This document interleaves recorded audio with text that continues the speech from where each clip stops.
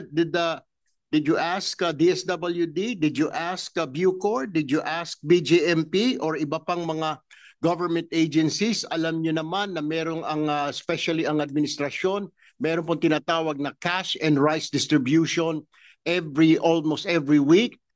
Bakit hindi ninyo itinulak sa mga agencies na ito?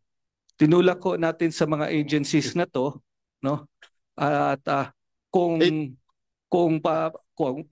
gusto ba nilang bumili, considering yung condition ng Mr. Bucco, how did you do that? Is it in writing? Is it through verbal communication na sinabi niya DSWD, meron kaming bigas dito, bagamat kulang sa requirement ninyo, Bucor, BJMP, meron kaming bigas dito. Did you do that? Yes, Your Honor. How?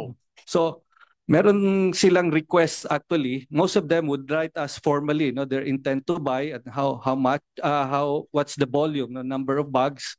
And for DSWD, we have a regular conference with them on the delivery, no. At hindi lang dito sa DSWD, meron din tayong ibang programa, no, na sinusuplayan din natin yung one-time rice allowance and yung sa tawag dito yung may context special occasion, sometimes nagbebenta rin tayo sa kadiwa, no, but on very limited scale kasi it may violate the RTL, no.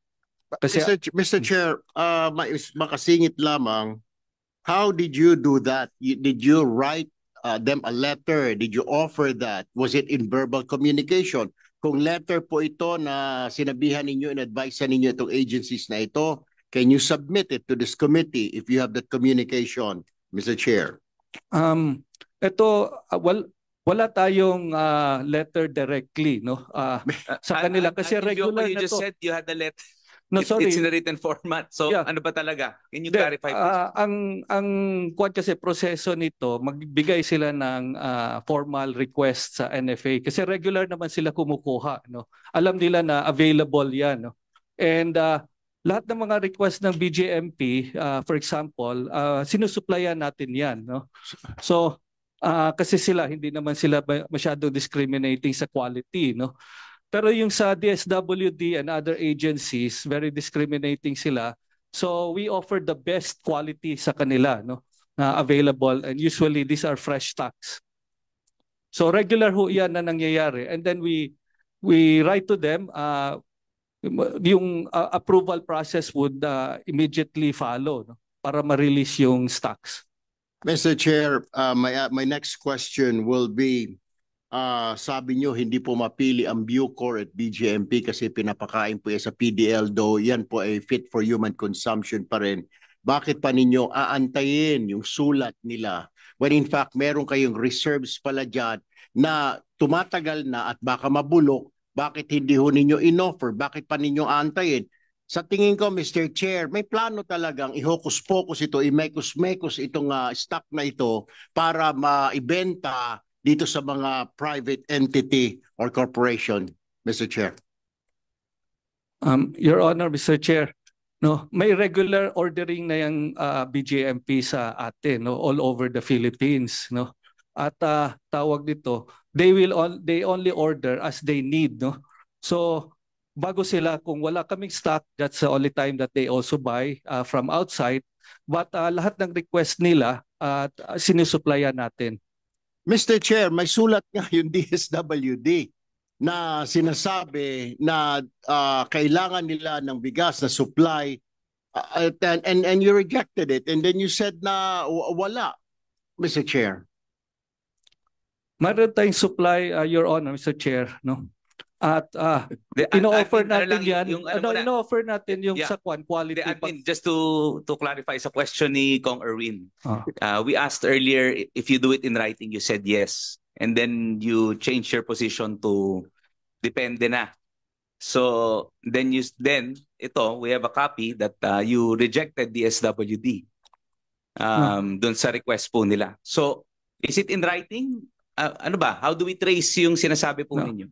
Nagre-request sila na mag-pull out sa atin, no? So we offer to them available stocks natin for release sa kanila. Pero kung nire-reject nila after so we have the paper trail, admin. to state that these agencies requested and then sasagot na lang ba kayo na reject or ano or pwede whatever? Your So, Honor, yeah. can I refer to our operations para mas clear yung quad? Kasi sila direct. Hindi, pero Okay. yun nga, admin, as a matter of practice, you would know. Yeah, of Diba? course. This is your mandate, diba? Yeah. Ito na nga lang mandate natin eh. Mm. So, admin, for the record, in writing, do you write to these agencies to offer at least yung rice? If they are interested to buy from NFA. Yes, meron tayong para Okay, Mother MOA, no? Mother MOA, usually in practice 50,000 tons yan. 50,000 bags, sorry, 50,000 bags at a time na may pinipirmahan tayo, and then they just keep on withdrawing, no. Pag tawag dito, pag ma-exhaust na, and then we sign another MOA, no. Okay, sige, thank you, admin. Anyway, we will request for documents from OIC Piolito Santos of all communications to these government agencies. We'll do that, Your Honor. Okay, thank you. Mr. Kong Chair, Erwin. I have two more questions for Administrator Bucco. Mr. Bucco, tama po kayo, hindi po lang dalawa, hindi lang G4 at NBK ang benepisaryo nitong mga bigas na ibinenta ho ninyo sa murang halaga, kundi Siam. Pero bakit po, paano po ninyo pinili? Was there a process of selecting these companies, these corporations na sila maging magbebenepisyo when we have hundreds of mga corporations na willing to buy, to join, kung ano man yan? Bakit hindi po muna, ang una kong tanong, bakit hindi po dumaan sa bidding? Well, ang unang tanong na hindi dumaan sa bidding because this is a regular function of disposing, no. So these are merchandise held in stock na Mr. Chair, may COA Mr. circular. Chair, to be clarified, so ibig sabihin yung mga bigas ninyo hindi na kailangan i-bidding? Exempted po yan sa bidding, sa procurement law? Is it? Yes, Your Honor. It is Yeah, exempted. from that COA All circular right, because so of COA granting, circular. sabihin natin exempted.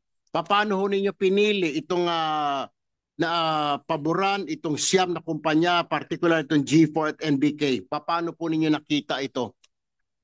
Meron na tayong order sa mga regions to dispose, no, yung mga aging stocks, and they make the proper recommendations. So bago sila mag-recommend sa atin, meron mga qualifications na requirements na i-submit yung mga interested buyers, starting with the letter of intent to buy those aging stocks.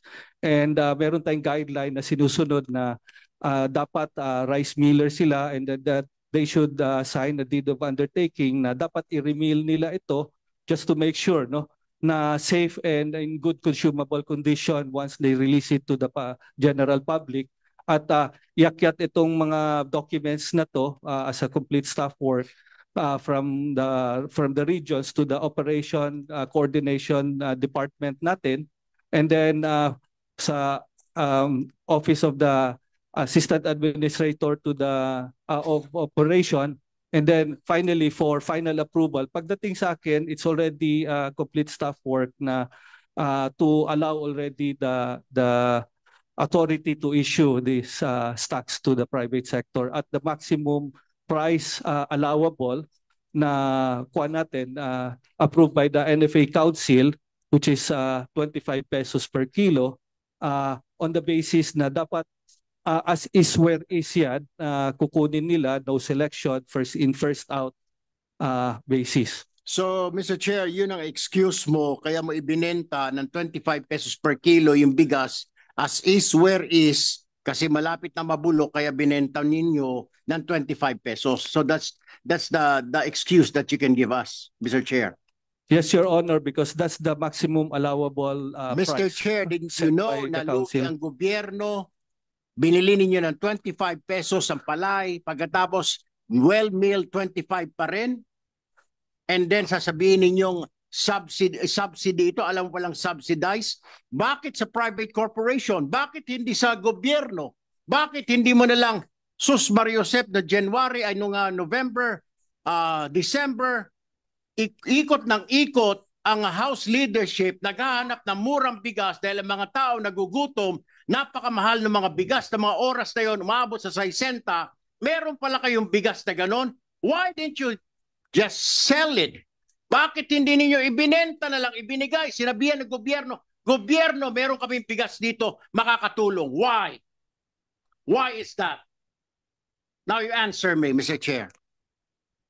Itong mga lumang bigas na to, No, Mr. Chair, do not give me that excuse, luma bigas. Hindi pa luma yun noong October, November. Kaya nga nagkaroon ng raid ang house sa mga warehouse sa Bulacan dahil nga naghahanap tayo ng bigas nakaimbak lang pala sa mga bodega ng mga malalaking kumpanya nila G4 at kung sino-sino doon at wala kami makitang NFA dahil nilipat na pala nila yung NFA na nabili nila sa mga bagong sako ng bigas. Mr. Chair, why? Answer me. November, December, naghahanap ng bigas na sa 60, 65 ang presyo. Bakit? Why? Meron ka palang bigas Kahit pa paano naibsan sana yung kakulangan ng bigas ng gobyerno. You did not do your job, Mr. Chair. He did not do his job as a NFA. Talaga may plano siya na gumawa ng hokus-pokus para magickin ito, akala makakalimutan. That ends my question to him, Mr. Chair. Just give me one question for Mr. Rodito Ching ng COA. Mr. Chair, kayo ho yung sinasabing supervising auditor ng NFA. Yes, Your Honor. Bakit hindi nyo, Mr. Chair, alam ang nangyayari? Hindi nyo alam ito. Kung hindi pa nagsalita itong administration. You do not? It looks like you don't do your job, COA. Your Honor, kami po kasi central office, ang main namin is purely financial lang po kasi wala pong warehouses sa NFA na central office. Ang warehouses po kasi nasa branch offices po. So hindi po namin alam kung ano yung mga nangyayari, yung mga bentahan na ganyan.